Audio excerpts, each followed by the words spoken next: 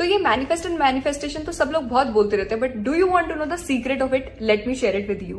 तो मेरा आज का रीसेंट एग्जाम्पल क्या है कि मेरी आज पुणे की फ्लाइट थी, 5:30 बजे मैं एयरपोर्ट पहुंच गई 6:30 की फ्लाइट के लिए। अब पहुंची, इतनी ज्यादा भीड़, वहां 15 मिनट तो मैं एंट्रेंस पे लगे, पौना घंटा बचा, 25 मिनट पहले बोर्डिंग का गेट बंद हो जाता है। अब मैंने सोचा वेब चेक इन तो हो नहीं पाया था, कुछ टेक्निकल ग्लिच हो रहा था, मुझे लगा वेब चेक इन नहीं हो रहा, मैं एयरपोर्ट जाके चेक इन कर लूंगी। वहां जाकर मैंने देखा मेरी एयरलाइन ही नहीं शो हो रही है वहां पर जहां का चेक इन है।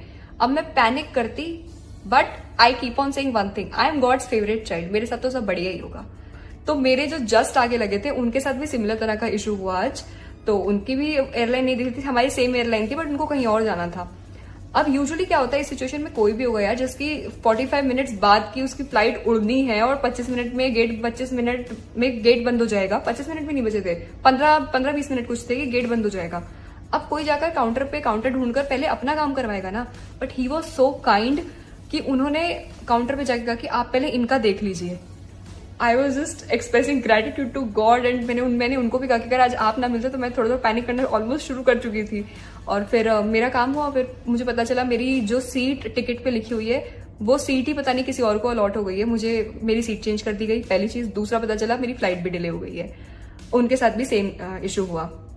फिर हमने थोड़ा नेटवर्किंग करी, बातचीत करी, एंड वो अपने रास्ते चले गए, मैं अपने रास्ते चली गई। फिर दूसरा एक्सपीरियंस ये हुआ कि मैं जब अपने बोर्डिंग की तरफ प्रस्थान कर रही थी तो मैंने देखा अमोघ लीला प्रभु जी बैठे हुए हैं। I was so happy. तो मैं गई उनके पास, मैंने हरे कृष्णा करके फिर मैंने अपना इंट्रोडक्शन दिया, उन्होंने बात करी, मैंने कहा मुझे फोटो क्लिक करनी है पर हाथ कांप रहे हैं, उन्होंने कहा मैं क्लिक कर देता हूँ। उन्होंने फोटो क्लिक करी और फिर मैं फ्लाइट में चली गई अपना।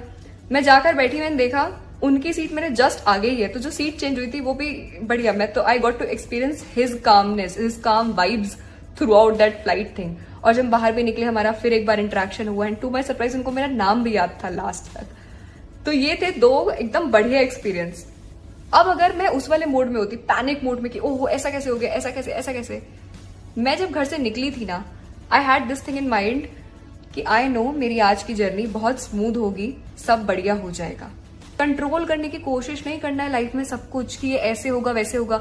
मेरे हिसाब से तो मेरी फ्लाइट उतने बजे थी ना, फ्लाइट लैंड भी हुई तो वो भी डिले हो गई थी, but I was still so काम एंड कंपोज्ड कि जो हो रहा है सब बढ़िया है, ठीक है।